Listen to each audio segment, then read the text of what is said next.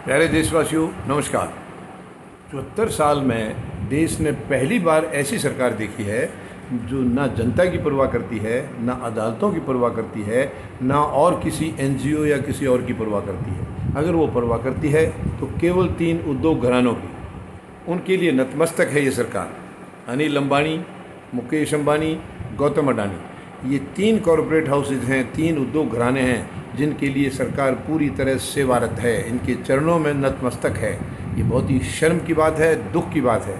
आज किसान आंदोलन, अगर मैं ये कहूँ कि ये केवल इन 3 उद्योग घरानों की वजह से किसान आंदोलन चल रहा है तो ये कहीं गलत नहीं होगा, क्योंकि सरकार ने पूरे देश को इनके हवाले करने का प्लान बना रखा था, इनको वचन दे रखा था और उस वचन में किसानों ने बाधा डाल दी है। क्योंकि जब सरकार की नज़र गई किसानों की ज़मीन पर तो वो किसानों की बर्बादी का सीधा सीधा फरमान क्लियर कट नज़र आ गया था।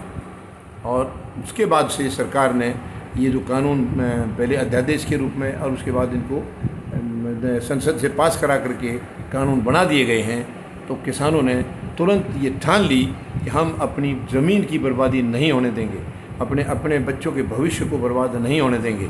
और वहीं से ये आंदोलन शुरू हुआ था, जो पहले 2-2.5 महीने 3 महीने के करीब पंजाब और हरियाणा में चला है, मगर केंद्र सरकार ने ज़रा सी भी उसकी परवाह नहीं की है, ज़रा सी परवाह नहीं की। उसके बाद किसानों ने ठान लिया कि अब हम दिल्ली में चलेंगे।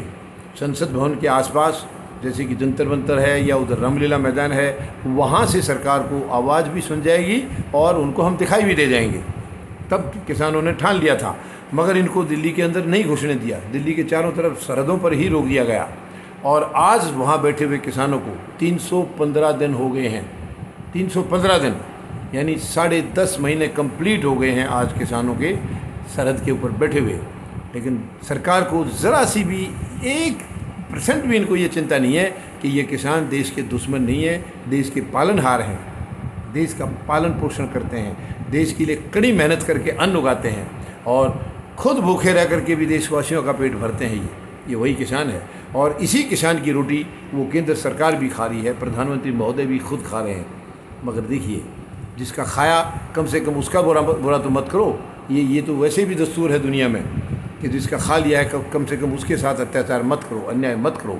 लेकिन केंद्र सरकार इतनी गैर जिम्मेदार है, इतनी संवेदनहीन है कि इन्हें किसी की कोई चिंता नहीं है। केवल चिंता है तो जो अरबों खरबों रुपया ले रखा है उद्योग घरानों से, केवल उसको बचाने के लिए उनको जो जबान दी है, इनको अपनी जबान की यहाँ जनता के प्रति कोई चिंता नहीं। इन्होंने जनता को भी बहुत बड़ी जबान दी थी, बहुत लंबे लंबे वादे किए थे, कहाँ गए वो? सारी धराशायी हो गए हैं। जितने वायदे प्रधानमंत्री महोदय ने 2014 के चुनाव से पहले किए, उनमें से एक भी वायदा पूरा नहीं हुआ है। इन्होंने 2-2 करोड़ नौकरियां हर साल देने की कही थी, कहाँ गया वो वायदा?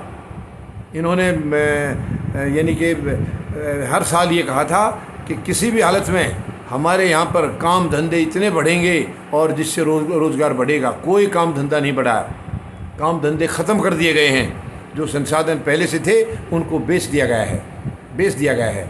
इन्होंने काला धन लाने के लिए कहा था कि काला धन 100 दिन में आएगा और 15-20 लाख रुपए सबके खाते में आ जाएंगे। वो भी सफ़ेद झूठ निकला है, सफ़ेद झूठ। इन्होंने अपने जम्मू कश्मीर में जो उग्रवादी हरकतें होती हैं उनके बारे में भी लंबी लंबी बातें कही थी, वो भी सब झूठ निकली, सब धराशायी हो गई हैं। इन्होंने कहा था कि पाकिस्तान वाले हमारे सैनिकों के सर कलम करके ले जा रहे हैं और प्रधानमंत्री महोदय उनके साथ बिरयानी खा रहे हैं। आप आज हालत देखिए, पहले से कहीं ज़्यादा शहीदियाँ इस सरकार के टाइम में 2014 से शुरू हुई हैं। पहले भी होती रही हैं लेकिन उनसे कहीं ज़्यादा। तो कहाँ गया वो वादा? इन्होंने कहा था कि मैं 1 सर के बदले में 10 सर काट के लाएंगे, कहाँ गया वो वादा?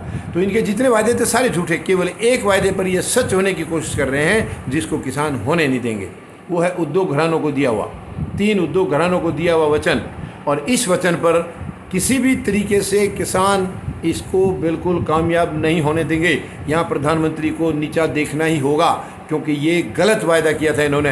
यानी देश की कीमत पर सौदा, देश के लिए सौदा उद्योग घरानों के लिए, ये नहीं होगा और इसको केवल किसान ही रोक सकते थे। वरना इनका पहले 5 साल का टेन्योर बिल्कुल लूट में गया, कोई मुंह नहीं खोल सका। देश के नागरिक किसी की हिम्मत नहीं, क्योंकि सबको डरा के रखा हुआ है। तो ये बहुत ही दुखद है, बहुत ही गंदी हरकत है। और अब किसी भी हालत में, अब ये देखिए नए कांड रोज़ाना करते जा रहे हैं, नए किसानों के साथ। इनके आंदोलन को कुचलने की इतनी बड़ी साजिश है कि ये किसी भी हद तक सरकार जा सकती है, लेकिन बिलों को कैंसिल नहीं करने की ठान रखी है। मगर किसान भी कह चुका है कि हम अपने सर कटा लेंगे, हम कुर्बान हो जाएंगे, लेकिन हम अपनी ज़मीनें कभी नहीं छोड़ेंगे, कभी नहीं छोड़ेंगे। और जो इनकी दादालाई ज़मीनें हैं, वो दादालाई यानी कि सालों सालों से चलती आ रही हैं, पीढ़ियों से चलती आ रही हैं, उसको कैसे छोड़ देगा किसान? ये उनकी अपनी है, ये उनकी निजी संपत्ति है। सरकार कौन होती है उनकी निजी संपत्ति छीनने वाली? और जो जुल्म की बात है, एक तरफ संपत्ति छीन रहे हैं और दूसरे को बिना अधिकार के दे रहे हैं, और उसके लिए वचनबद्ध हैं ये। उसके लिए इनको जो है ना नीचा देखना पड़ रहा है। कितनी शर्म की बात है। किसान क्यों, 140 करोड़ लोगों की इनको चिंता नहीं है कि इनके सामने तुम्हारा चेहरा क्या होगा, तुम्हारा चेहरा कैसा जलील होगा, उसकी चिंता नहीं है। केवल उद्योग घरानों को, क्योंकि वहाँ पर दौलत है, वहाँ दौलत है, और दौलत मतलब ले भी चुके हैं और लेनी है। देश की ज़मीन, किसानों की ज़मीन उनको हवाले करके, मगर ये सपना कभी पूरा नहीं होगा। प्रधानमंत्री महोदय, आपकी ज़िद आपको नीचा दिखाएगी और यही आपके कारण का, पतन का कारण भी बनेगी। आप निश्चिंत रहें, मुझे नहीं लगता कि आप दिसंबर के बाद इस पद पर कामयाब रह पाएंगे, क्योंकि आपके कर्म ऐसे हैं, आपके कारनामे ऐसे हैं। ये कारनामे कभी भी देशवासी बर्दाश्त नहीं करेंगे। बहुत कर लिया है। आप देखिए, 7.25 साल से देशवासी बर्दाश्त ही कर रहे थे, मगर कहीं ना कहीं तो हद होती है, कहीं ना कहीं तो किनारा आता है।